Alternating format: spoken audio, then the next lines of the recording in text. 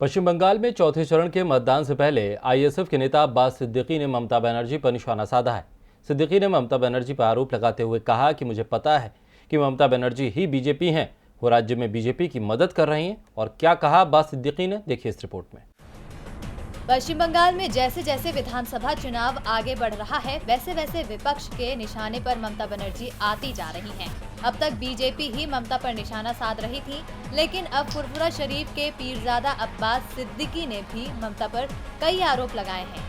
Indian secular front के प्रमुख अब्बास सिद्दीकी ने कहा है कि ममता बनर्जी मुस्लिम मतदाताओं का वोट मांगकर जनता को विभाजित करने का प्रयास कर रही हैं और उनके इस तरीके से सबसे ज्यादा फायदा राज्य में बीजेपी को मिल रहा है। वो ऐसा क्यों कर रही हैं कि हिंदू और मुस्लिम वोटों को विभाजित नहीं होना चाहिए। जनता जिसे चाहेगी वोट देगी। वो कह रही हैं कि 30% वोट नहीं बंटने चाहिए, जिसका मतलब हुआ कि भाजपा को 70% वोटों के लिए काम करना चाहिए।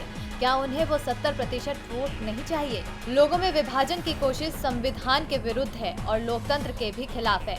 इससे ये बात साफ हो चुकी है कि ममता बनर्जी चुनाव हार रही हैं।